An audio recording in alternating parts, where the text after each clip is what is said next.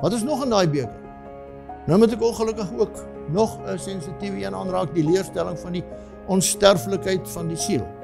Hierdie Grieks-heidense konsep dat die mens 'n onsterflike siel het, wat direk na sy dood wegvlieg en eintlik lewend verder beweeg na die hemel toe. Nêrens praat die Bybel van onsterflike siele nie. Jesus noem die dood 'n slaap. Volgens hom is die dood 'n bewustelose, droomlose slaap en die oomblik wanneer jy wakker word, dan sal jy as kind van God hom in die lig sien kom. Dis wat hy sê. Ons sal kyk na die woord nefesh, dit is die woord wat vir siel vertaal word. Nou hy word 745 keer in die Hebreëus gebruik.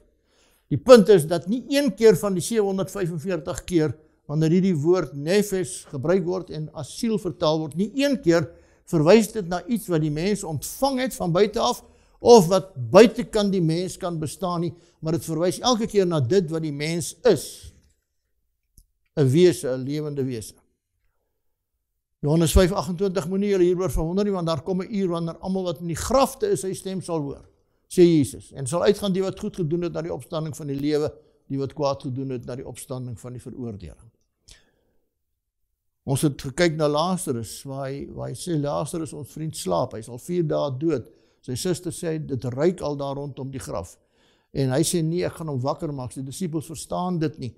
Hulle sê, Here, as hy slaap, sal hy gesond word. Dis goeie nuus, dat hy net gewoonweg slaap. Jesus sien, hulle verstaan nie, want hier staan dit in vers 13, maar Jesus het gespreek van sy dood, terwyl hulle gedink het, hy praat van die rus van die slaap, sommer elke aand sy slaap. En dan gaan staan hy voor en hy sê vir hulle, luister, julle verstaan my nie, Lazarus is dood, Lazarus slaap. Baie van die wat in die stof van die aarde slaap sal ontwaak, sê Daniël 12 vers 2. So Daniël het dit geweet. Laat julle hart nie ontsteld word nie, glo in God, glo ook in my. In die huis van my vader is daar baie wonings. As dit nie so was nie, sal ek dit vir julle gesê het. Ek gaan om vir julle plek te berei. En as ek gegaan het en vir julle plek berei het, kom ek weer en ek sal julle na my toe neem, sodat julle ook kan weet waar ek is. Die vraag wat ons gevra het is, as ek 5 minute na my dood klaar by Jesus is, hoekom moet hy my weer kom haal? Dawid het geweet, maar ek sal die aangesig in geregtigheid aanskou, ek sal versadig word met u beeld. Wanneer sal ek versadig word met u beeld? Die dag as ek wakker word. Hier is Jesus self, 3 maal in 1 hoofstuk.